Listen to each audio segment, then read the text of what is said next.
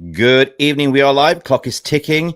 Are you ready to rumble? For the first time, personal terms, not a problem. We have a debutant in Andy Tate. How are you doing, Andy? Good evening, gentlemen. Yes, I'm a debutee. As Romano says, no problem. Here we go. And I'm here. Here we go. And in the blue corner, weighing 365 times more than Andy Tate, and he's a WWD welterweight champion from all the way from Ireland, Daly. How are you doing, mate? Mick, good to be here. I know we've been chatting a lot, but the last time I was on with you was before the cup final. And if you recall, the day of the cup final, I was so gutted from that listless, lifeless, cowardly display. I refused to do a show, remember? After the game, I wouldn't do a show. That's how bad it affected me. Yeah, I remember. And I have Jarvis Cocker in the house, all the way from Norway. Hello. And guys, we are good. Are we ready to rumble to kick this off? But because it's first time premiere, we see Andy Tate and Jay Daly together in the show. Wow, let's do this. Are you guys ready? Yeah. Oh, yeah. Let's do this. Now, for the thousands in attendance and the millions watching around the world On Mufc Realist TV. Ladies and gentlemen, from Mandalay Bay, Las Vegas, let's get ready to rumble!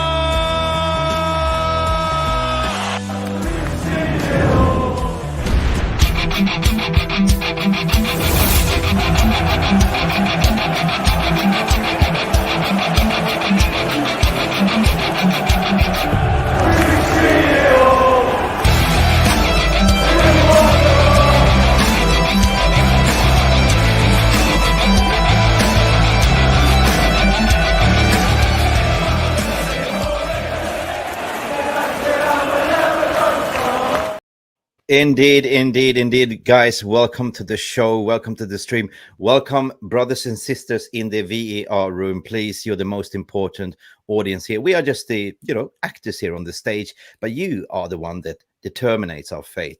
At any moment in time, you can give Mick Rubio a yellow or red card. If it's a scissor tackle, just call a spade a spade. But we have the master of calling a spade. Of course, we're talking about Jay Daly. It's been a hot minute. Jay, break it away. How you been, sir? And I love your jersey, mate. On my Winners' Cup jersey.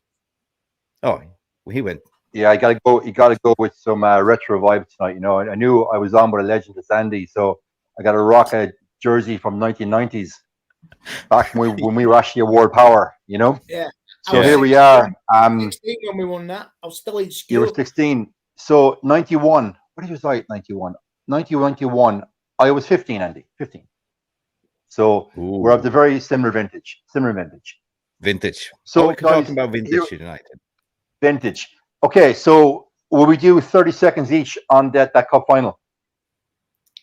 30 seconds each. Yeah. My biggest memory is that free kick from Ronald Koeman. And we're winning 2-0.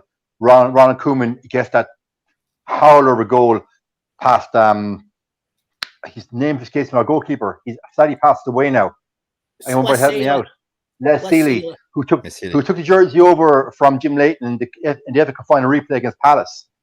And that went in, you're thinking, oh no, here we go. But we held on. So that was my stand-up moment. I know you guys are probably going to go through the goals that are starting lineup, or Clayton Blackmore's tan, which was epic. But for me, that Ronald Koeman free kick was a screamer. The Koeman free kick. I mean, that boy had a free kick. They didn't call him Raman. What did it say? Cowman, kicked like a cow with his 4 legs. Andy, good to see you here again. I saw you earlier on our friend's channel, the Man United agenda, and I have to call it out. And we had a little bit of laugh. We saw Onana. What a save! Onana, what a save! Onana. Yeah, what if we get Onana? That would be his song, Yeah, you got to say it's copyright, and you get it in at Old Trafford at Stretford End. So we'll wait and see on that. But my memory of the Winners' Cup final, Clayton Blackmore's tan, as Jay says, but his clearance off the line in the last minute. The clearance off the line, that was good as a goal, because, like you say, 10-men Barca, they were coming at us. They had nothing to lose. Nothing to lose at all. And that save off the line, it was like 89th minute, could have been in 90th minute. And Brian Moore, and a save, Brian Moore doing the commentary, save off the line by Clayton Blackmore. So, yeah. Happy How about you, Jarvis? I gotta admit, I was a young kid at that age. I don't remember much from the game, actually seeing it in No, same 91. here. I remember, I think it was Mark Hughes who scored a goal. I remember the goal, but I don't have any specifics from the game. But I have the same shirt as Jay, because the guy who was living together with my older sister, he was a Man United fan, and he introduced me to the club, and he gave me that shirt as a gift. There was only sold 200 of them in Norway, original shirts. So that's a keeper. Wow. I think also that night in Rotterdam, that was only the second season that English clubs were back in European football after what happened in Heysel in '85. So second year back in European competitions, and United win. So I think for English football, that was a landmark moment. And then the following year, then in came the Premiership. So I think for me, that's one of those sliding doors moments in football, where that team that the year before had beaten Palace in the FA Cup. So all of a sudden, we've taken on the mighty Barcelona. We can do anything. Years later, we win the title. Yeah, I say a year later, Barcelona were beating Sampdoria, winning the Champions League with a running Koeman free kick, and that went to extra time as well. So yeah, it's amazing what 12 months down the line does for a team, doesn't it? Yeah. These were the golden days when people used to rock up, like, have a little bit of a fag, cup of tea, and go out and kick the ball, right? But there were also days when you could actually tackle somebody properly, like a proper man tackle, and players weren't on the ground falling over, like to be shot by a sniper. Sadly, those days are gone. For me, I don't like now that the game is no longer physical. Like I coach under 11s football, right? And I'm back in a sec. Hang on. Okay, back in the room. So back in the room. So I coach on 11 football, and I tell you, player in the pitch, right? There's 8 of you, because it's a 7-side, 8-side, right? Each of you has at least 2 bad tackles in you before you go and get a booking. That gives us 16 proper tackles in the game. Use them wisely. That's basically my team talk. So I'm very old school, Andy. Very old school. You just don't go to chop the legs off. Just imagine, if you remember the King, Maradona, right? When he played the game, how many times did he get chopped down? Seriously. How did he manage to stay fit? Unbelievable. Because that boy. Exactly. And you wonder why that run against England, why didn't he get chopped down? Just take him out, man. Chop him. Chop through the legs. Chop. Chopping like a chopstick. So yeah. Oh man, come on! Listen. If football back then was like a dish, I would call it sushi, like chopsticks. That was it. That's vintage. Anyway, guys, Jarvis, how are you? Like, what's the weather like in Norway? Guys, we have to go to the VR room because you have been amazing, right? It's been so many of you preloading comments, so I haven't had the opportunity and chance. It is not a call-in show today, but who do we have in the house? We have, let me see. Oh, so many of you. We have over 200 people. Jeff Steele is in the house. Jonathan Ball is in the house. Stephanie Griffith. Yeah, Stephanie is back in the house, one of the members. I saw you also on the agenda. Big up Jamie Wayne, one of the moderators. Milos Mitic from Serbia, screaming for Qatar ASAP. And KDEX is in the house saying, what announcement, guys? Yes, it is a big announcement. It was a rock and roll announcement, old vintage style. Who else? So I don't want to miss out to shout out anyone. Luke Chapman is in the house as well, saying Northtown fan. He's a Northampton fan. Big up for all Luke Chapman as well. First time I see you. Edward Reed is in the house saying, any truth in incoming announcement tonight on sale. We will talk about that as well. And all the jazz. Nigel Flynn is in the house saying, hi lads, did you hear the update the last 30 minutes? The Rain Group are going to give Takeover update in hours. I've not heard anything, and that's breaking from you. That's breaking wet farts. on a sofa today. Listen, yeah, we're going to talk about that as well. You know, so there's a lot of you in the chat, so you know the rules. Be nice and civil, be lovely to each other, don't be abusive, be real, and we will get on with the show. Paul Tierney is in the house as well, saying, been Irish, sold on 𝒖𝒂𝒚 United, get him. What do you make of him? Jay, as a fellow countryman, we spoken about 𝒖𝒂𝒚 before, but I understand that Andy Tate has some Irish blood as well. Yes, Andy could play for Ireland. Andy, explain yourself. My mum was born in Galway, so my granddad was from Ireland as well, and my gran, God rest them all. And yeah, I've got relations in Galway. My sister-in-law's Irish. My brother, they went over there with my dad and my nephew. Was it the other year? Yeah. So yeah. I want to go to an Ireland match. Okay, Andy, I live an hour from Galway. That's mad. Okay, you come to Ireland. We're going to the piss. End of story. Okay. Oh yeah. That's done. It's done. It's done. It's done. Drink. Simon Heron is saying, like, you know, I've seen Andy wearing the Ireland shirt. Big up.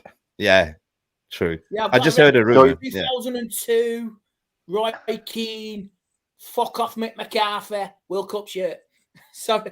Yeah, that was Ireland's second civil war. You were either pro Roy Keane or pro Mick McCarthy, and literally country was split down the middle. But anybody that knew their football knew Keane was right, and McCarthy bottled it. But anyway, we could do a whole video on that, but we won't.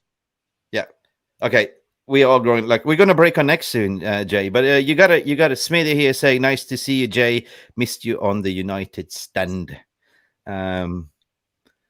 We have hey, thanks for nice support, but I don't miss being there. I don't miss being on United stand. I don't miss that again. Of course, we know creative differences is what they called it, right? Hey, Mr. Nice Irish guy, no more United stand for you. Good to see you again. Saying Mark. So yeah, definitely. I mean, if you missed it, you've been on numerous shows with us and calling a spade. It's what we call creative freedom, isn't it? Like, you know, we have no bullshit agenda. We like to keep it real, people, and that's what it is. I'm not contracted to anybody. I'm a free spirit because today's the summer solstice. As I said on the United stand, I roam freely. You know what I mean? I am my own person. Have you heard this song? I remember it in the 90s. It was a funny song called Cows with Guns. Google it or YouTube it. It's so funny, like, you know. Cows with Guns? Yeah. Nick, I don't know what nightclubs you went to. B-side. Cows with Guns. That 2-pack B-side, because I've never heard that. I don't think Biggie Smalls sung it either. I give you all assignment, like, you know, after the show, just YouTube it. Just type in Cows with Guns. It's funny as hell. But it's more of a, you know, cows making revolution, right? So it's the funniest lyrics you ever heard, but it's got truth to it, right? It's great to see that you are in the mix, says Stephanie, saying Druid Tate. Guys, so we have a cracking show, but we have no content more than what's going on around Manchester United. Of course, there's some fluid transfer rumors. Are we sick about the takeover? I believe that the takeover is about to rumble. We have slow sports news coming on, catching up as what you've seen. There was some reports saying that there's some Rainy Group is looking some legal papers. It's been dead silence from some journalists, but now we've seen the journalists are kind of flipping around, doing the, you know, Titanic flip around, breaking it. Yeah. You know, enjoying the gravy train. Come on, join the gravy train. Join the gravy train. Because obviously there's business continuations. Sorry, you've been writing shit about Manchester United for the past decade, right? And using this clickbait shit, and you think we fans gonna forget? No, you do a 360 flip around. Oh, by the way, it's not going to be a preferred bidder. It's not going to be exclusivity. It's going to go direct to go, like Monopoly. Like, come on, man, who are you kidding, right? Who are you kidding? And on top of that, you know, it's hurting the fan base. Like, you know, we all suffer from PTSD, right? So what I've been doing here is providing a voice of reasoning, and then trust me, my inbox is getting absolutely pelters, right? So it is what it is. I believe that is an imminent announcement to be made very, very soon, before within the next 10 days at least, because there's a board meeting happening as well, planned quarterly board meeting. There's also the Eid coming up for the in the Muslim world as well, and it doesn't take long to actually do things. There's a fitness and directors test, and then of course you got to delist the New York Stock Exchange. So even if you get the keys, you know, do expect that to take like 1, 2, 3 more months to sort of delist it from a public listed company to actually a private club. Finally, a club. And then reports coming out that Ineos has been suffering major hate as well, right? You know, from and losses for Nice, right? So other than that, I haven't really. I've been switching off, to be honest, right? So I'm more focused on the out stories and the spins that's going around. Like, you know, we're apparently going to go and grab Declan Rice out of Arsenal's noses by offering Harry Maguire and McTominay. And this is what I want to talk about. Jay, our favorite McSideways. I'm getting giddy. Yeah. and Maguire as well. Okay, so Andy, I don't know if you realize, but I've been calling out Maggie Maguire 2019. So I was one of the first to call him out for what he was. I think Chris Smalling was a better centre back than Maguire, and I've always believed that we paid probably 50 mil too much in between English tax and United tax. We paid too much. That's the price. But if you were a fan of West Ham, David's advocate here, would you be happy getting rid of your best player for two of United's most arguably two of the most underperforming players over the last 3 seasons? Of course not. I don't think that's going to happen. You don't? I don't know. I see something in that. Even if we miss out on Declan, we can't, and we'll still be injured with, you know, with the money.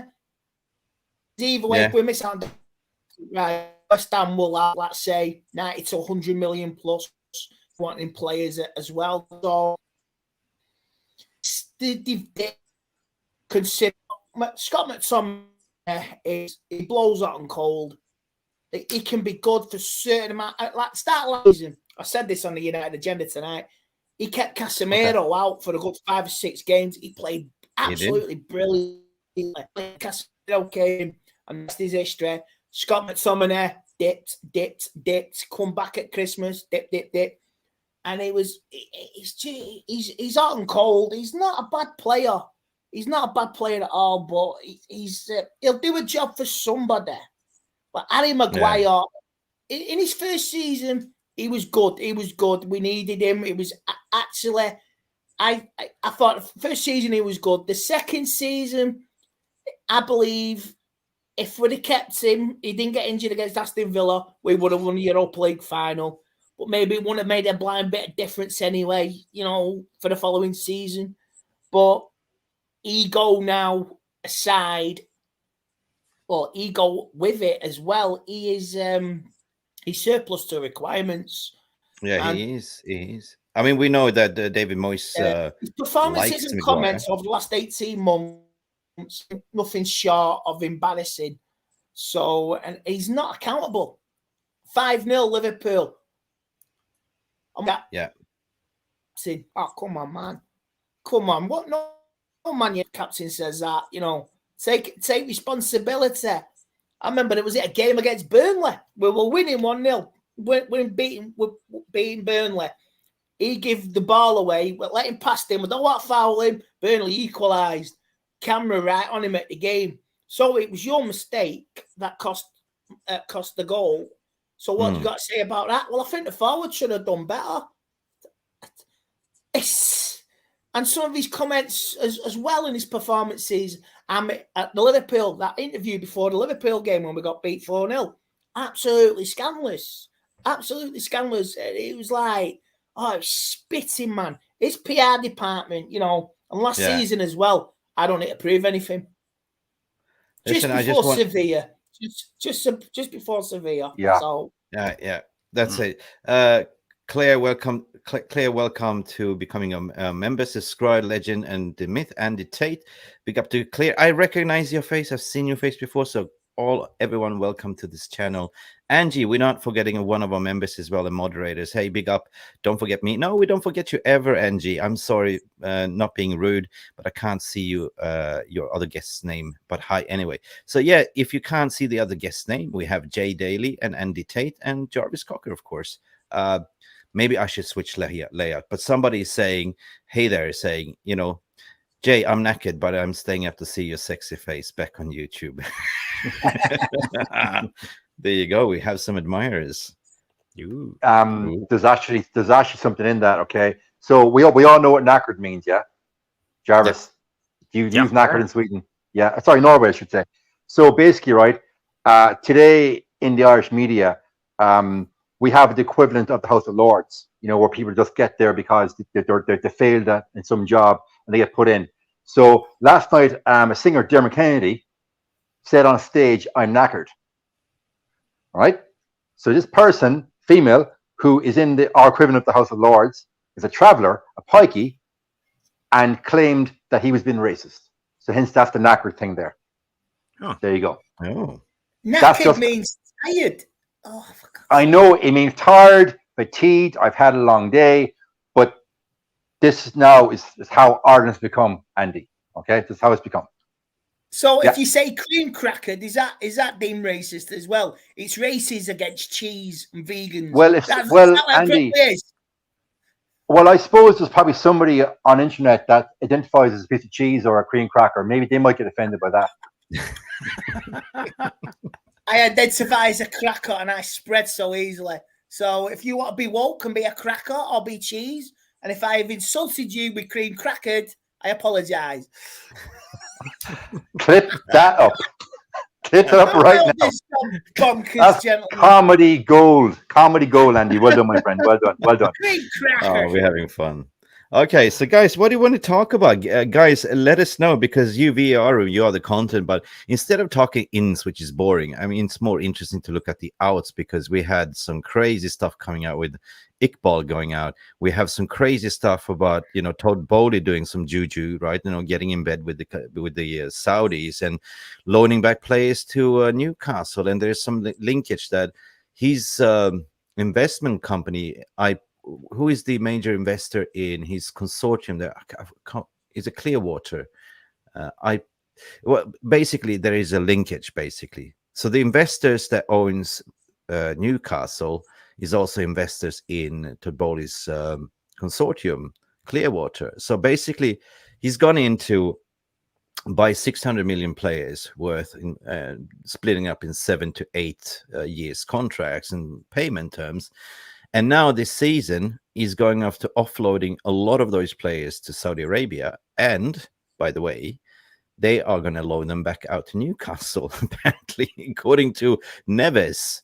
This is madness, right? So that needs to be investigated. There is Ruben Neves will be loaned to Newcastle. That's what I heard today as well. Clearwater, yeah, Jonathan Ball is saying, yeah, Clearwater. So, in theory, Ronaldo could be loaned out. Yes, that was as well. Yes, that's the linkage, right? If you remember that rumble, like, you know, regarding Ronaldo, that you can you can go to Saudi Arabia, but he can come back to play in the Premier League for Newcastle or Chelsea if he's got links. Yeah, oh, Chelsea. Yeah, that is There's some. That is some dodgy shit. There's a loophole again. I mean, Chris Bree saying Saudi PIF owns the shares in Clear Lake Capital. There are majority shareholders in Chelsea. That's the link, right? And they are, Saudi PIF is also the owners of Newcastle. So how the hell are they thinking, right? So all of a sudden you have you're selling off your mass exodus players from Chelsea to Saudi League, and then you can sort of loan them back to Newcastle. What the hell is this? What's going on here, gents? Because I can't make sense of it. It's scary. It's scary. And like I say, the Arab world is getting their foot in the door now with the football and all that. So, g'day. G'day, mate. Jeff Steele. G'day, mate. G'day. That's not a knife. That's not a knife. Don't miss your neighbours. Don't miss your neighbours are home and away. But it's scary to what to do, where they could be in 5 years. Like I say, with the legend, like I say, they get the boxing in, they get the F1.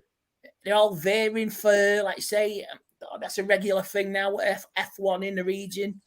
So was it Bahrain? Like I say, Bahrain Egypt, F1, Abu Dhabi F1, F1, Saudi. So Doha, golfing in golf is as in, well, yeah. PGA and all that. You got to be wondering how long before some Premier League matches are moved. You got to be wondering that if a Newcastle home game or say an FA Cup game. Tell you what, Newcastle plays Southampton in the FA Cup. Let's move it 3rd round in January to Saudi Arabia and get the fans in and fill a stadium up. That's what Newcastle could do. Wendy Grant to say, so does that mean that if Qatar is by United and PSG can do deals with players without any issues? No, because it's not the same consortium. That's the problem, right? But if you have a professional league there, sort of, it is the way football is going at the moment. And we discussed this the other day, like, is football dying? No, it's not, but it's becoming more of a, money machine. Yeah, mutated beast. It's a beast that's, like you say, it can't be changed, it can't be stopped unless you, like you say, you clip it now, you take the legs off, you take the head off, and you don't know who's going to be next. Is it Egypt? Who's going to be the next money mate? Next money making state who's going to come in on it and all that. So you don't know. Yeah, and you're right, Andy. It's a money-making machine. And if we see to other sports like America, we have the NFL. They play games they have played games in London, haven't they? Wembley, and they played the new Tottenham Stadium as well. So games can be moved. Yeah, there's no problem. They can move games, and you have seen it like the Tour de France starting up in Britain, and they can move big sport events just to make more money. So it will happen to the Premier League also. I am 100% sure that maybe one day they will play a Premier League game in Saudi Arabia. Yeah, if you're a season ticket holder at any respective club, you're a Newcastle fan, your game's been taken away from you. So say Man United, Newcastle in Saudi Arabia, Saudi want it, Qatar are all up for it as well. Are you going to reimburse the fans for that game? For that one home game, that season ticket, £50-60 a head, are you gonna give it in my back? I certainly hope you are. If that's the way the game's gonna go, it's scary, but like I say, if they can do medical football, F1 and golf, Premier League matches, say, I know that was touted a 39th game. It was a mad idea, can't be done, but maybe a league match. I don't know. You never know. You never know. If Real Madrid, you could have a Real Madrid-Barcelona game over there. El Clasico, that would pull in the ratings, wouldn't it? Abu Dhabi, Qatar, bring it in. Because you say Qatar Airways do sponsor Barcelona, don't they? Or they've got some form of sponsorship from them. Yeah, but I heard something about Chelsea that their shirt sponsor, who they have stake, guess it's going to be a Saudi sponsorship on the next sponsorship, which is kind of owned by PIF. So for me, it's all dodgy. It's finding loopholes, which is not fair play, according to my opinion. But Todd Bowley is a businessman. They don't call him the shark for. Oh, you're going to have Chelsea Arsenal. You'll have Chelsea Arsenal being played in Saudi Arabia, and you'll have everybody at Arsenal AFTV. Only a few Arsenal fans will get out there, and you will have big matches moved from London, or maybe say. Manchester Derby taken away from Manchester, played in Abu Dhabi or played in Qatar. That's the way. That's the way the beast is. You might get a Manchester Derby, and nobody from Manchester can get there. Yeah, Jay, people are calling out from Jordan, your sidekick. Yeah, to be fair, Jordan, great guy. Understand, really, again, spoke his mind. But towards the end there, Jordan and I were on together less and less because we were maybe spitting too many facts, and the powers that be didn't appreciate the facts been spoken. The establishment didn't like it. Yeah, there you go. But Jordan, to be fair to Jordan, good guy. Almost got on really well with him, and also Kevin Ashford as well. Two good guys. I wouldn't hear a bad word about either of them. Just to respond to that comment there. On what you just discussed, guys, Todd Boehly already, why has he got 5 or 6 players out already? And the season's only finished a month. That's some bit of wheeling and dealing. And Mick, I take your point. There's definitely nefarious back channels operating here. But I think that they are using the NFL as their model. Like, I'm a massive NFL fan, and you know, there is only 32 teams. The season starts late August, Super Bowl's in January. So there's a very finite window to globalize the game. Games are played in Germany this year. They've been playing in Mexico for the last couple of seasons, and as we know, London. But the difference with the NFL is every team has the same salary cap. So say, for argument's sake, the salary cap this season is 300 million. Well, your entire team, your salaries you pay your players, has to come in at 300 million or under. And that's how it's wheeled and dealed. So there's no actual transfer market. So that's why those teams stay so rich for so long. Like the Dallas Cowboys, as an example, have not won Super Bowl since 1995. Now, they're my team, incidentally. They've got a net worth of over $5 billion. So winning Super Bowl is not the raison d'etre of those teams. You know, getting in every year, getting in under the salary cap, and making money, selling merch. That's the model. And the Premiership has gone down that road. Because the transfer market is so well defined historically, they can't go along the lines of the NFL draft, because the clubs would not go for it. But I think ultimately the salary cap would have to come in. You've got players now getting silly money. Take, for argument's sake, Jadon Sancho. What's he on? 350k a week plus? We see reports that Rashford is going to get 375. Now, I think we can all agree, gentlemen, that neither of those players are worth the kind of money. They're not worth that kind of money. And neither of them are what I would call at the elite upper echelons of the game. Far from it. But 2 players in our club. Okay, Rashford this season went through 2 proper patches where he was unplayable, and then he was missing in action. Sancho, I think he's flopped. The demand is on 3,000 per week. So if we had a salary cap in where every team in the Premiership can only spend X amount on salaries over the course of a year, I think it would make the game a bit more egalitarian. And on games and played abroad, for me as a lifelong fan, and same as yourself, it's a retrograde step. But I think ultimately within 3 years, they will do it unless the Premier League steps in and stops it. But the Premier League, as we know, is another money maker, another cash cow.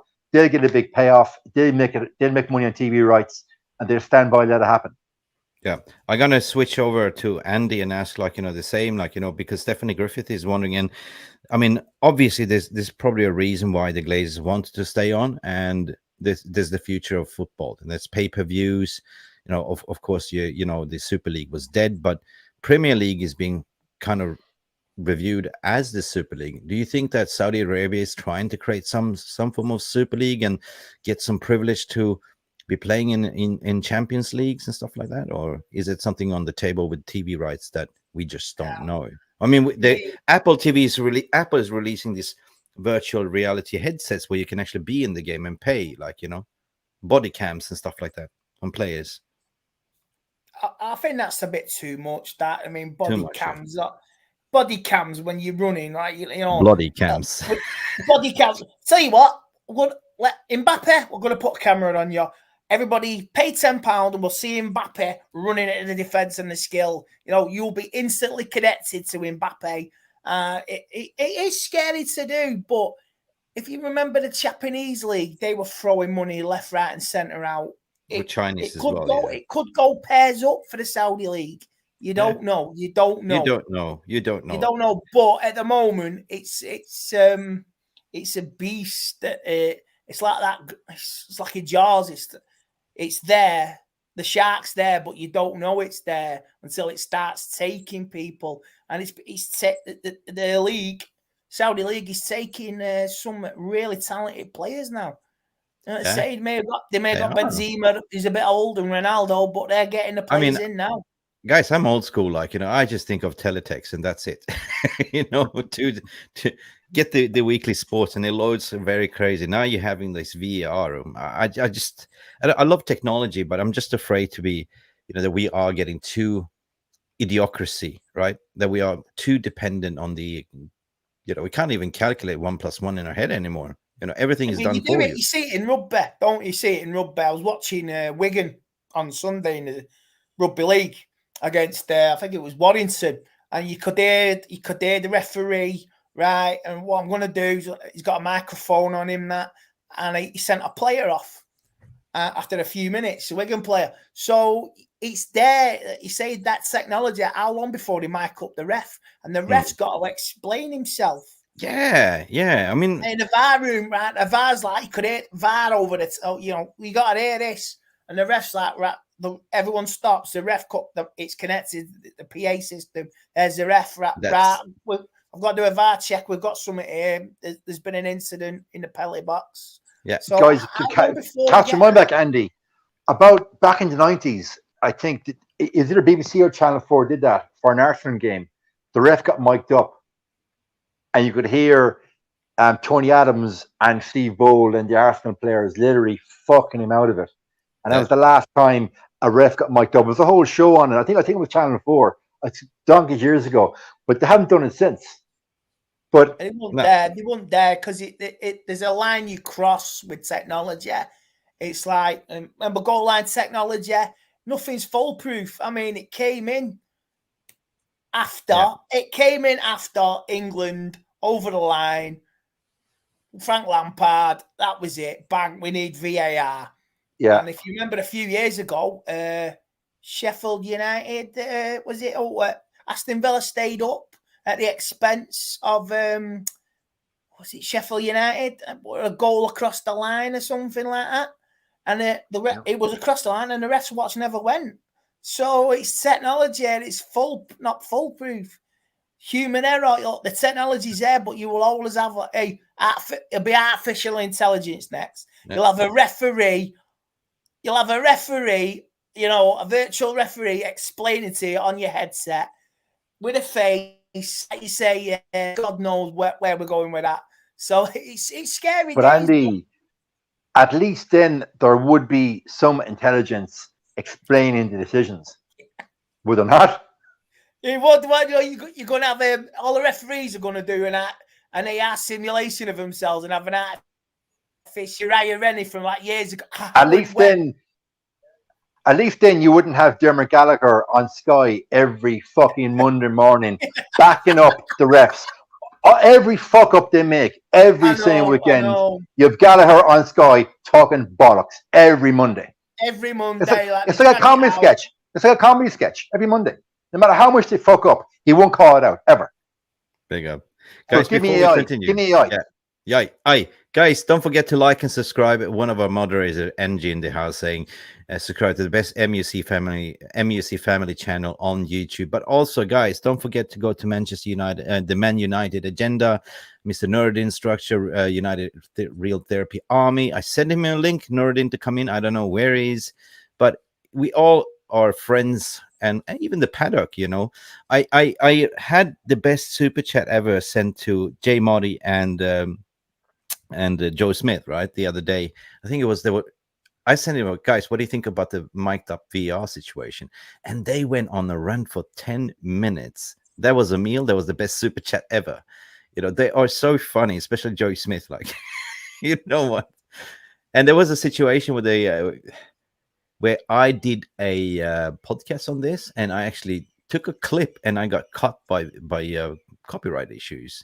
Because how are you supposed to display like mic'd up refs? And this is something that's coming next season that are talking about, or they're going to have a show.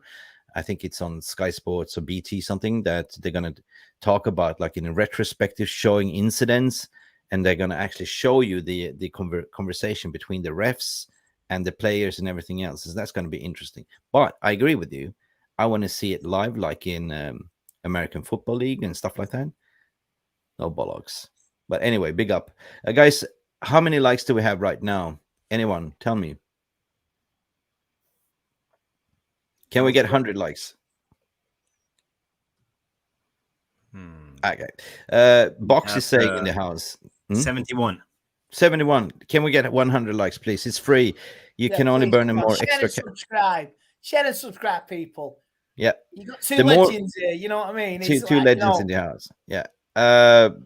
Anyway, don't forget also what Chris is saying here, Mancunian, that incoming World Cup lights as well. Like, and of course, I think that Saudi Arabia is kind of pitching for the World Cup, aren't they? Right. Similar situation what Qatar did with PSG. They bought PSG like for a PR tool. They got like, they released Neymar. They bought his contract out, and now they're kind of dismantling that wagon a little bit. Hilarious. They don't even have a manager. Should we talk a little bit about incomings, right? What the people are saying. Yeah. Jarvis, what's on the radar today? Yeah, you mentioned the biggest news with the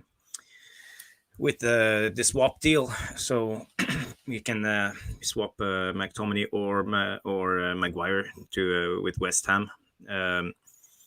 I'm not sure about that. I think swap deals are difficult today with all those big wages and image rights and all of that jazz. So I won't consider it anything else than paper talks. Even though all the big channels have talked about it, and there's been some links with Onana. It's getting stronger, the links with Onana. So I'm curious, Jay. How do you see the goalkeeper situation at the moment? Yeah, you're a big De Gea fan. I know that. Yeah, I am, and I'm going to stay consistent and still be a David De Gea fan.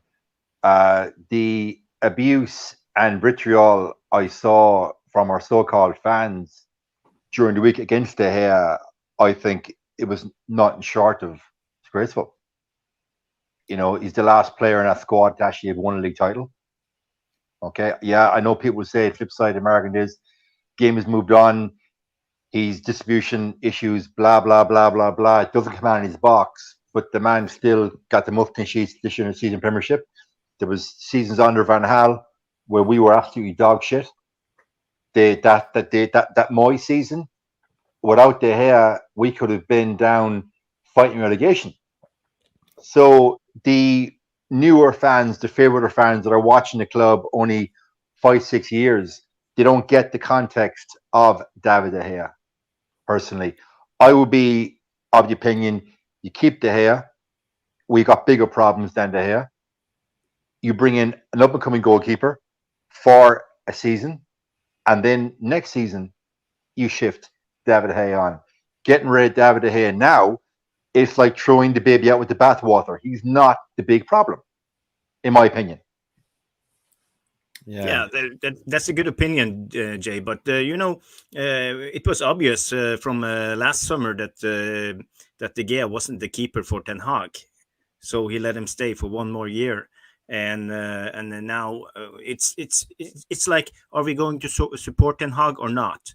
And for me, it's very obvious. De Gea needs to go because of Ten Hag. It's no disrespect for De Gea. He's a great goalkeeper. I think we should thank him, and he will be a legend of the club forever. But if we are going to support Ten Hag, we have to give him the tools needed to set up the team he would like and play the style he would like. Andy. So that's my take. Andy, what's your take on that? I mean, I'm with Jay there. Like, I'm a big De Gea lover and always been, right? I love De Gea, but it's coming down to contract negotiations.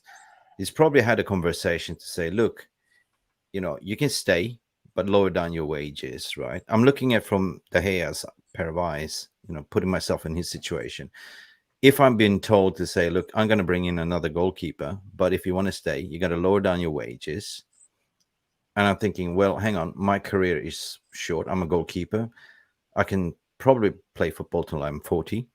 I have a newborn daughter. in Spain that's not living in Manchester. My wife is in Spain as well. Why would I stay and take a pay cut, right? So you have links to Saudi Arabia coming, offering a ridiculous amount of money. I'm looking at from De Gea's point of view. Wait a minute, I've been here with this club for over 10 years. Like, you know, but I want something here, and I'm a legend. So I see it from his pair of views. Like, you know, why not go away as a legend, as you are, even forget about the broken fax machine, and just, you know, go enjoy your life, son. You know what I mean? Be with your daughter, be with your family. That's fair enough, but I see it from being on a terrace's point of view. The mistakes in the running, basically, it cost us a chance of winning the Europa League with the performance at Sevilla. Them 2 goals we give away. The West Ham mistake as well. That for me, maybe a few fans, like I say, people still love him. I still love him, but it's time for a new goalkeeper. That was a mistake. That was a straw that broke the camel's back for me. That was one too many, man. And I'm not in a nasty way. And it was just like, when he done that, I was just, because we were watching it in the studio, and Jay was watching it on the camera, and I was just head in my hands, like I couldn't say anything. I just my head dropped into my hands, and he's like, one too many, mate. One too many, son. And it's in you to save us. Like you say, the penalty save against Fulham on the last day of the season. Yeah, the goals against Man City. First one couldn't be out. You couldn't do nothing about it. But the second one in the cup final against City, come on, man. Jesus. You know, it's mistake, save, mistake, save. He's not consistent with anything. It's just maybe it's his choice to do what to do. Maybe he's in control of his own destiny. Yeah. And then about time he played at United, you know what I mean? Because Man United have got an absolute shit record for treating players, long servants with the club over the years. If you think about it, Herrera, but the way they treated Vidic, Patrice Evra and all that. The way Robin van Persie as well. Our second goalkeeper as well. They went back to Argentina. What was his name now? Romero. He was Romero. So yeah, maybe it's about time a player had his own destiny in his own hands. So it's up to De Gea what he wants to do. Hamza Zain is actually from Qatar. So he's saying Andy comments on the legendary Moyes rant. Legendary. Well, I'm sorry to say, Mo. I do feel Qatari, and I will say good night if it's middle at night over there. So we'll see each other soon. Fingers crossed. Yeah. Cool. So I don't know. I'm just, for me personally, if I talk about rebuild, the rebuild is starting now, right? Forget about last season. I'm just proud where Erik ten Hag ended up. Like people are talking about. Oh, well, we finished third. We got a silverware. But hang on a second. He's been here for what? 1 year already. We haven't seen anything about Ten Hag ball. And now people are crying about, like, why is he letting off 𝒖𝒃 for 1 million and stuff like that. So I do expect to see a lot of those clearances at the moment. Andy? I said this. Can I just say this? Yes, please. On that transfer, maybe we don't know the contract. Is it a sell-on fee or is it a buyback fee? And he's got connections basically in the Dutch league as well. Maybe building bridges with. If there's anything in the future, any of your players, Utrecht, we would like first dibs on him. And you let us know. We give you something, we get something back. So I think that's building bridges within the Dutch league. I agree. It's a silly 1 million, but maybe, like you say, it's an olive branch because you say we got Malaysia last year from Feyenoord, and he's got connections in Holland. So I think it's building bridges and maybe creating foundations for the future. We can always go to teletext page 303 according to Phil here as well. Any Dutch talent out there at Utrecht, he'll be the first to know. But Andy, also, sorry, Jarvis, if Ten Hag fancied him and saw potential in him this season, he looks at him every day in a training ground, he would have got a bit more game time, would he not? Surely. Yeah, I agree. I agree, because if you remember last year's tour, there's actual footage on the tour. He's shouting at 𝒂𝒊𝒂𝒏 on the tour. So me, you could you make a mountain out of a molehill with that, because he swears at him. But maybe it's just not for him. But maybe with that contract, we got a sell-on fee. You never know. Maybe we got a first refusal fee, but not at a stupid price. I like that analysis that he's networking and building bridges in the Belgian and Dutch league. That's a very very sage analysis, and it would make sense. It makes perfect sense. Yeah, but imagine if you have. I don't get though, Mick, selling 𝒑𝒑 for 2 mil. No, I mean, I want to park my beer there. Park my beer, because I want to welcome Jay. Thank you to the family. Thank you, Jay. You are a legend here as well. Thank you for coming a YouTube member. You are also on our Telegram as well, group chat as well. So guys, if you want to join the Telegram group chat, there is a link up there somewhere in the banners. I think it is. Big up, Jay. Thank you. Listen, hold my beer there. We're talking about the outs and potential buyback clauses. Yeah, you're right. There's a potential astute move from tenhag and from the club to say, listen, we sell you for 1 million, right?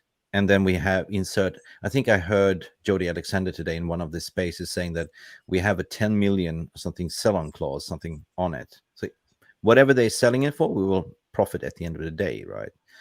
But I'm more interested in the ins in terms of from the youth academy who will get a chance. We have this Norwegian Thunder kid. What's his name? Hansen, was it? Isaac Hansen. Isaac Hansen, yeah. We have Amad Diallo getting back. And Palestri. I want to see more of Palestri. Yeah, and we've got Garnacho as well. So, yeah. And I was going to say, I don't know why people are surprised that we let Iqbal go, because we have been doing this in the last couple of years in United. We let Galbraith go, we let Dylan Levitt go for almost for free, we let Garner go. So all the talented midfielders that we had, we just shipped them out for almost nothing. So it's the way we have run the club lately. So I don't know why we won't give the youngsters a chance, but it's just the way it is. Just going back to Wendy, I haven't seen you in the community chat before, but welcome, Wendy Grant. Just have to sort of read out. If I haven't seen your name before, I'm reading it out. I'm going to guess in a few years during the winter break, there will be a mini tournament in the Middle East with PSG, United City, Newcastle. Wow. That's, or you could rearrange a Manchester derby, I say, or Newcastle game. That's an interesting. Interesting. I think so. But in terms of the outs, and this is something that I'm more excited about, the ins, because it's been too far many deadwoods, collecting the paychecks, right? We need to trim that squad, because FFP does play a major part when you look at overinflated wage bills, right? There is no FFP in football. We know there that. is no. Chelsea just proved that. There is no just killed it. So same with Man City. There is no FFP in it at all. Yeah.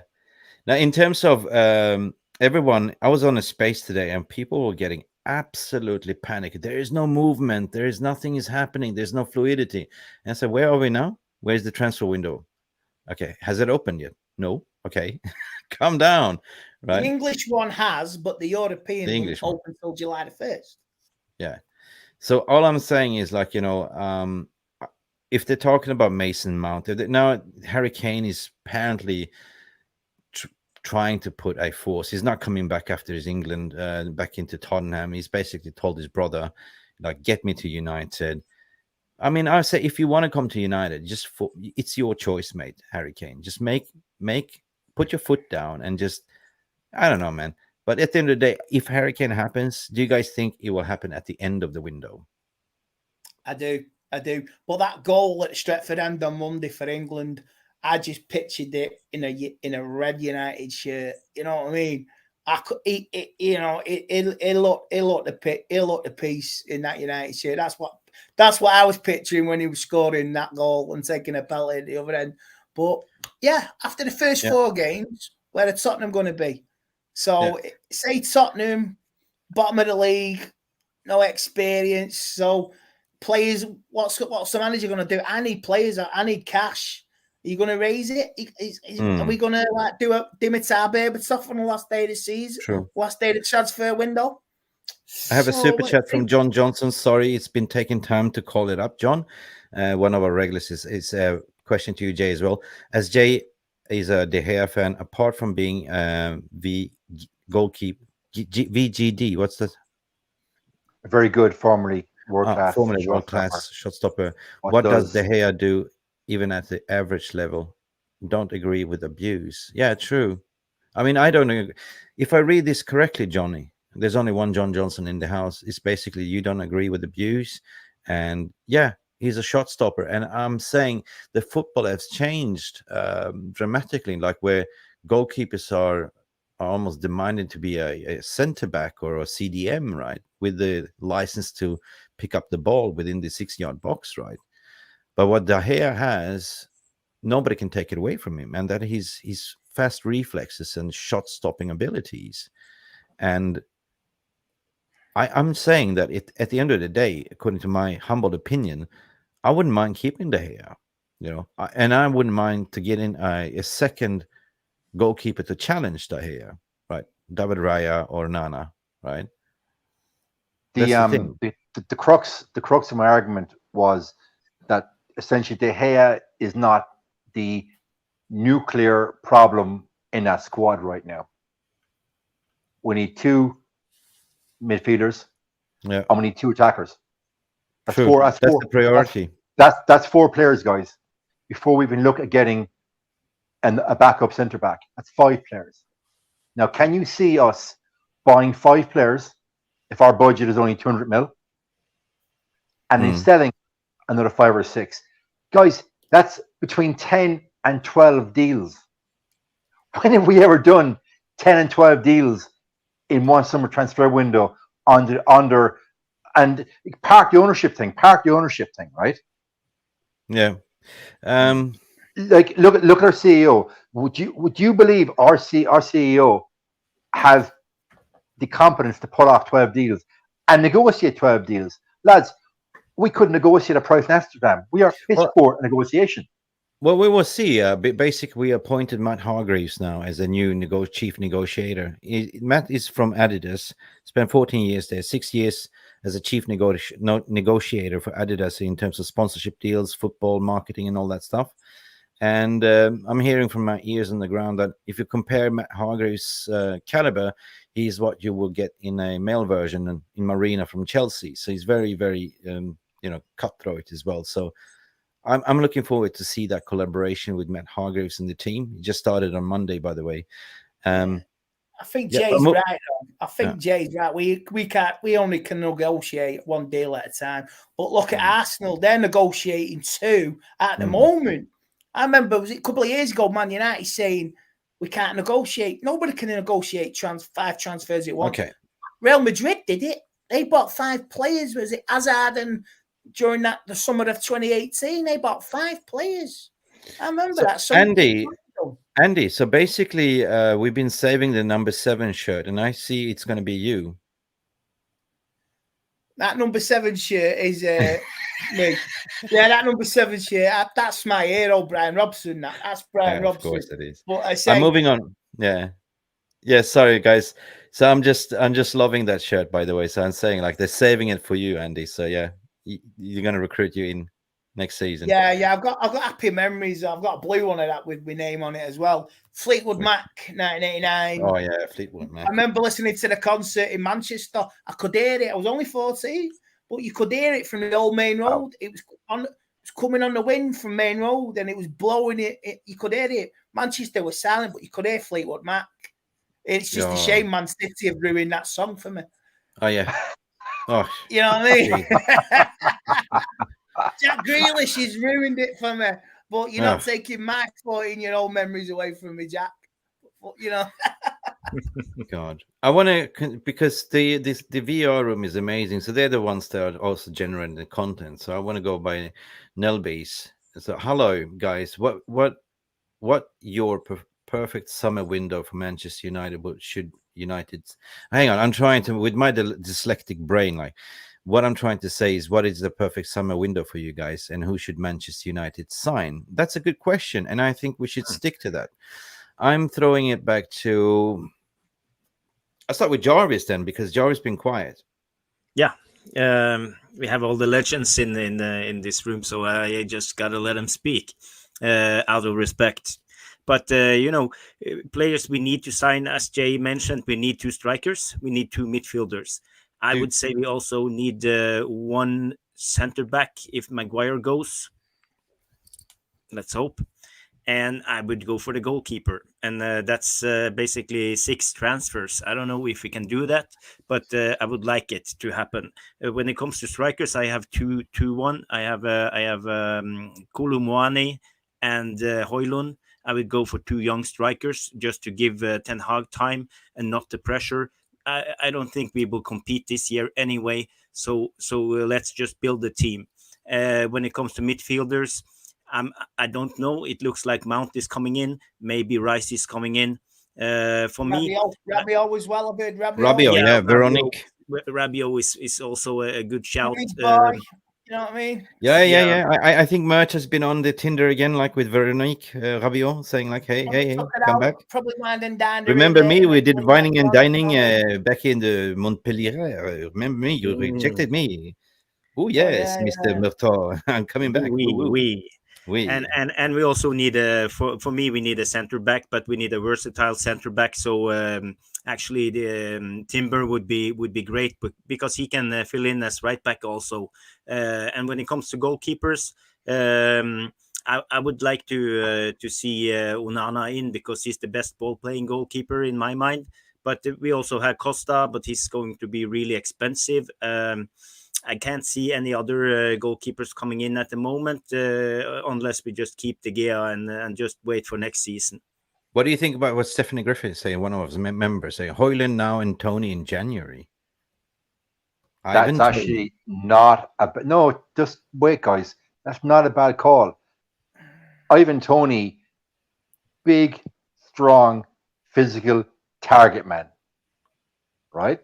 Proven. Been knocking him in the last couple of seasons. Okay. Beside Højlund, who is young, can press, he's physical, and is able to come back and all plays at 10, receive a ball to feet. I would not be averse to that, guys. Andy, you're shaking your head, mate. You have another idea, but I would not be averse to that. If we have wingers that can actually provide service for those 2 strikers, I would not be averse to it. Andy's looking at me as if, Jay, what the fuck? Oh no, because I remember Jay from the Paddock said the same thing. It's the fitness. He's banned till September. He's allowed to train with his teammates over his betting scandal from September, but it's game time. If we're in a good position, you're going to get him. What are Brentford going to be asking? They're going to be asking silly money for a player who has not played for the best part of 8 months. What's that done to him mentally? You know what I mean? Maybe, like you say, maybe he can play a few reserve games behind closed doors, but it's different from the Premier League. But it's not a bad shout. It depends. It depends. But I say we need a midfielder, we need a defender, we need 2 strikers. Would you put it past United to do a marquee signing with the rest of the? We don't know. That's the thing. What I want to talk about as well, because signing, an intent signing to make our rivals. Whoa. Yeah, I agree with Jay is saying here as well. Boy, we have 2 Jays in the house here. Jay, thank you as well. One of our members, strikers, center CM, priority over goalkeeper. Also, don't want to discard David De Gea like we have done with previous top players. But yeah, I mean, I believe that striker position is key. Midfield is 100% must, and Who are we linked to? We don't know. Obviously, we know that, Højlund is getting close, right? I love a Højlund, diamond in the rough kind of thing, unshaped, but can be like, the next up and coming striker. Harry Kane, I think, will be in the back end of the window. I mean, we're not playing to Daniel Levy's Pied Piper tune. That's my opinion. So basically say, how desperate are you, Daniel Levy? Because you need cash, right? Are you going to let Harry Kane just run down his contract and you get zero for him? Or he has money on the table at the end of the transfer window? We also know that Real Madrid is sniffing around, but apparently he's a family guy who wants to stay in UK. Or do you just blow it on a stripper and get Mbappe? You get Vegas, you get a stripper, you just get Mbappe. You want to put them dollars in that G-string, like fucking hell. Let's just blow a shitload on Mbappe. You know what I mean? That would be wow. And instead, like I say, if we got Kane, brilliant. But if you got Mbappe as well, or maybe Osimhen, I don't know. Wow, listen, you blow Andy, you're a legend. Out of the water. You're a legend. Like if I go to the Starbucks, I buy a frappe, right? But right now, I wish I have a M frappe. Mbappe, no M frappe. Sorry, man. Well, Andy, just to touch on that before we get off, if Qatar take over, they will make at least one statement signing. They have to. They have to because there's a large element of the fan base that sees their takeover as sports washing. Again, we all have our own comments on that, but football has changed, the world has changed, and if they come in, they will make a statement signing. So, Andy, you may not be far wrong. Andy, what do you reckon? If you had a choice, it's a choice. I mean, look, you're not going to say no to Mbappe, are you? You're not going to say no to maybe Neymar, but out of two, you would take Mbappe. But you say, you won't put it past if we get Qatar, an intense signing, somebody to say smooth it over with the fans who are not happy. Well, I say, I don't do politics. I just do football, mate. I'm a working class guy. I don't do politics. And if Man United fans have got a problem with Qatar, well, that's their respectable opinion. Working class hero with something. Oh, sorry. So, but if a state of intent signing, I won't put it past them. I really wouldn't, because like you say, then you're like, wow. You're like Homer Simpson with a donut. You know what I mean? Bear. That's what Qatar want, innit? Like, you know what I mean? Yeah, it is. It is a glazed donut and a beer. So basically, like, and as Qatar if I say, donut, yeah. I mean, I don't mind if they, we have our famous pairing, like, we had that donut hole prior to Casemiro came in, and that donut hole was McFred, right? So I'm saying that if Saudi opens up a McDonald's somewhere there, and they will put up a menu called McFred Donuts. That's the thing. Welcome to the donut hole, right? Or the new McFred burger at Old Trafford. Oh, God, you know what?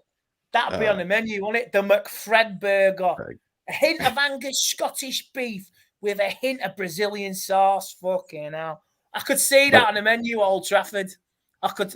No more pies. It's the McFred burger. Fucking hell. But can you imagine we call them McFred, but can you just imagine we get, this is my joke. I came up with my crazy mind.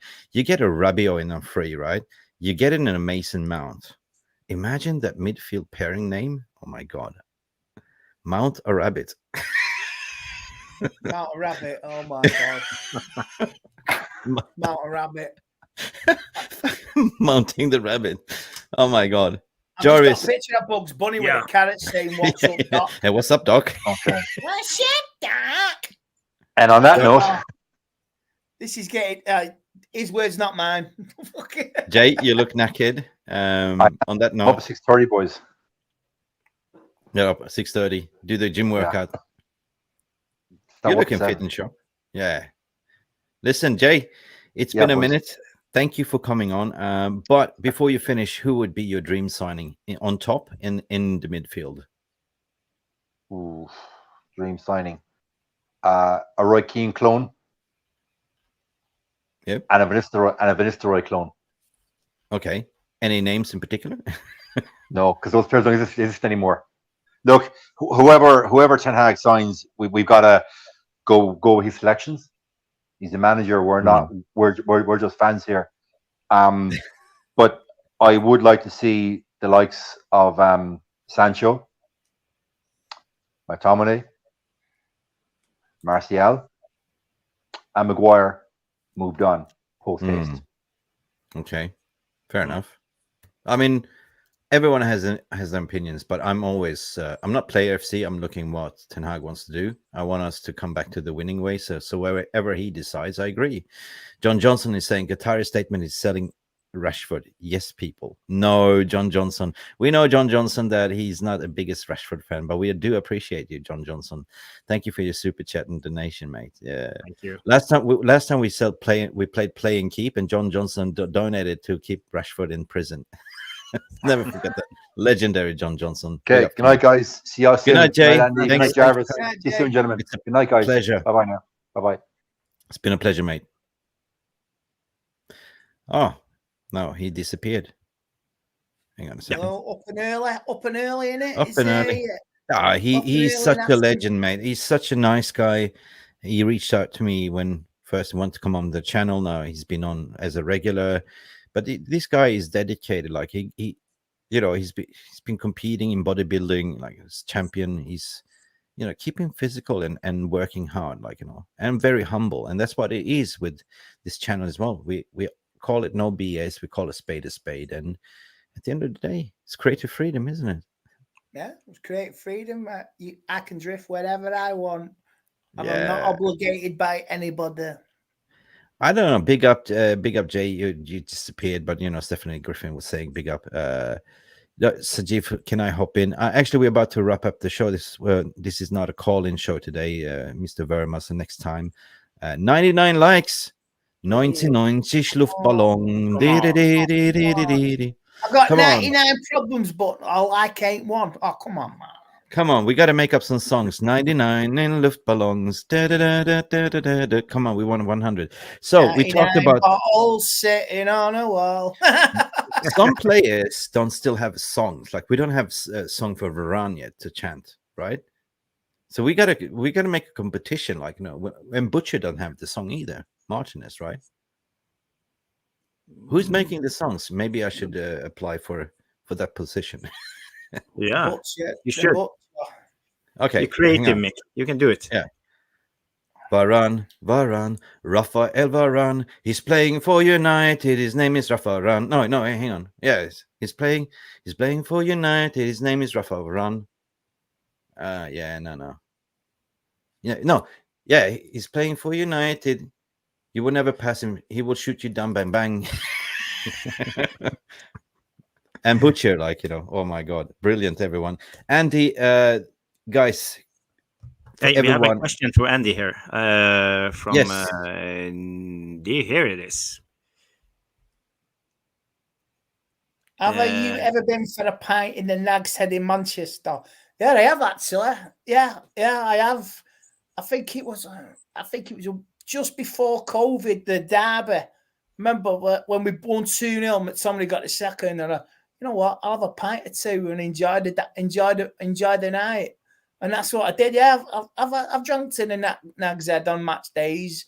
I've gone there on a Saturday night with my missus as well back in the day. So it's a big Man United pub, and big up the Nag's Head, Deansgate. Yeah, big up. We come there for a party like it's 1999 as soon as it's takeover. So we meet you at the pub. Right. It's only a tram. It's only a tram, man. 15 minutes on the tram from me. Nag said we all get together. We have a beer with you, Chris Breeze. Defo. Thought I recognized you, mate. Used to work the door there. There you go. There you go. Fair enough. Still 99 Luftballons. Come on. Is it still 100? You know? People say brilliant lyrics, Mick, but that won't stick. Yeah, I get it. No, but I want see the nat. Oh, nana, I like to say. Oh, nana, yes. Oh, nana, what a It's save. the save. Can Oh, we get it with nana, Steve? that's my name. What Yeah. save? What No. save? We have it right now. Oh, nana, what's the save? Oh, nana, yeah, that's my name. That's my name. That's it. We got That's it. my name. That's my name. Brilliant. No, it's basically Unana, what a save. Unana, yeah, that's my name. His name is Nana. He's friends with tenhag. I don't know. You have to do a pop video, maybe. I don't know. Oh, We'll get sued by Rihanna, so I don't know. Life goes on. Na na. Oh na na na na na. Oh na na na na na na. Do the banana splits. The banana. Na na na na na na na. 1 banana, 2 banana, 3 banana, 4, 5 banana, 6 banana, 7 banana more. Fantastic. Manny Stone has confirmed 111 111 likes. Yeah, 100. Big up for everyone. Give it to 𝒖𝒄. Yeah, who's can we get it to 115? Man City. Yeah, we guess we I guess we have to do karaoke. 115 likes. Okay, Just what like am I? Man City, More you know Onana what I mean? lyrics. Onana, Onani, life goes on. Onani, Onana. What a song. Man United gonna come up, walk out to ABBA. Money, money, money. Money. It's Must fucking be fun. funny. Do you see Joe Glazer say thing? World. Ooh, that's a good one, isn't it? It's a Like Joe Glazer. tenhag world. Yeah. Uh-huh. More, please. People loving it. Come on. I have one for Varan. Varane. Oh. Varane. Oh. The classic. What we call it? The classic. Royce is here. Ooh. You hear and steer, right? Royce hear and steer. Yeah. We have to brush up on our coordination. Yeah, definitely. 2 more likes for 150 people. 2 more likes. We stopped this at 115. Now it's stopped. You know what I mean? What do you want? A greatest hits, right? Top of the pops. You know what? Oh my God. We love music. I love music. You know, it gets addictive, and you know, I never shy away to sing. You know, music is good for you. Yeah. Andy, you must be naked today, right? You've been on a stream before, and originally I called it Andy's Corner, but then Jay confirmed, and I called it No Bullshit United. So I want to keep it up. I hope you enjoyed yourself, Andy. This is your first debut on the channel. A bit like Stone Cold Steve Austin, you know what I mean? No bullshit United. And that's the bottom line. Yeah, that is the bottom line. Yeah. So you called in yesterday, and we had a moment for Kevin as well. You know, so please. I enjoyed that, and I'm sure Kevin's family would have appreciated it as well, because he was well loved within the Man United fan base community. So yeah. Yeah. Jonathan Ball is a big. Oh man, you struck a chord in me. Pearl Jam was my favorite band in the 90s, favorite grunge band. I love them. When they first came out with "I'm Still Alive," wow, that I've seen them 3 times in concert, and it never gets old. Same with Radiohead. Radiohead as well. That's the guy who was getting bungalowed the other day, wasn't it? Yeah. Bungalowed, yeah. I'm getting bungalowed, yeah. 100%. No BS facts, Stephanie's Griffin. Just the facts. Great show, lads. Thank you. Andy and Jay are legends. Hope you come back once again. 100%. This was kind of a pilot. We call it No Bullshit. 100% would like to get this going. Like, you know, call it a spade a spade. Depends on Andy as well, what you're doing. Like, you're a popular guy. You always have a voice here. I like to say, I'm a working lad. I do my job. I'm in work tomorrow and work the next 3 nights, maybe 4. So, yeah. We can fit around it, you know what I mean? We can fit around. 1 week I'm here, next week I'm not. Love peace and bananas from Jonathan.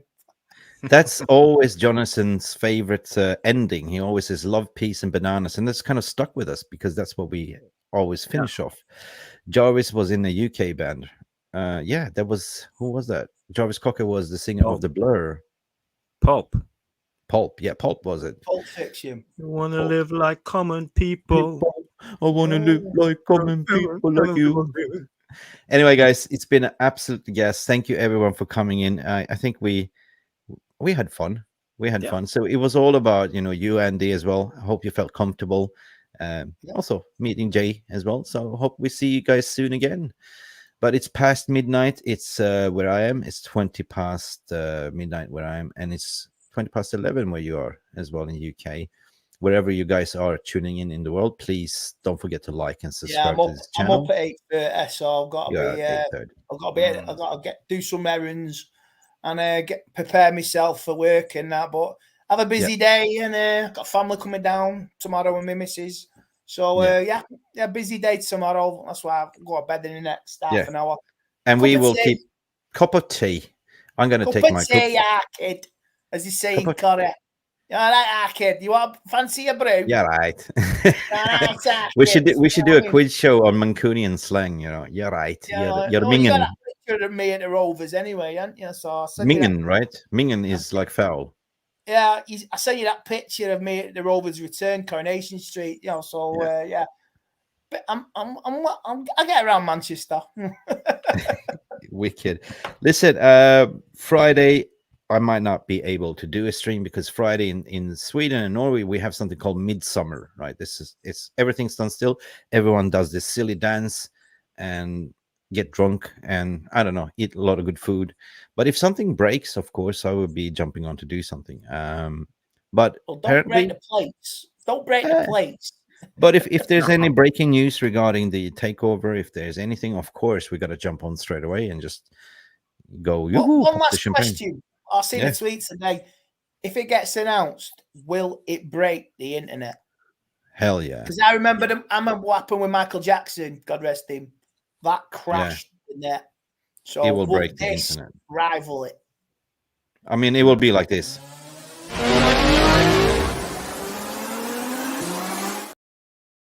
Boom. Turbo charge, Fast and the Furious. You know what I mean? 100%. Because we are a family, the Man United family. So big up to all of you all over the world, wherever you're tuning in from VR Room. Thank you for coming in. We are on the road to 15,000, almost there. Almost. It's very surreal for me. I started this channel 11 months ago, and same with the sales takeover. Just pinch me. It's a dream, but it's all thanks to global Manchester United fans all around the world and coming together with Andy Tate, bringing the likes of Jay Daly and you guys together. It meant a lot for me today because, before I started this channel, I was watching Paddoc. I was watching the United stand. I was watching all of you. And from all of a sudden, you guys are sitting talking to me. So thank you. I'm very privileged, right? But at the end of the day, I'm just a Manchester United fan like everyone else. Yeah. Thank you, Andy, so much. Humbly thanks. And hopefully you get a good night's sleep. And Jarvis, again, we didn't see your trick today. We're not going to ask you, but everyone knows about what's behind Jarvis' window. It's a mystery. Sun is shining. Sun is shining, yeah. Jarvis, say hello to your lovely family, your wife and kids. Thank you. Thank her for letting us borrow you today. And all we can do, we had our say. We will give you back the day or midnight, actually, wherever you are in the world. It's been Mick Ruby, gassing it up together with Andy Tate, the debut champ on the show. Hope you see you soon again, Andy. Jarvis Cocker and Jay Daly from Mufc Realist TV. Like and subscribe, and peace, love, and bananas. What Jonathan Paul is saying. Bananas. Cheers, guys. Bye for now. Good night. What's your name? Good night. See you guys.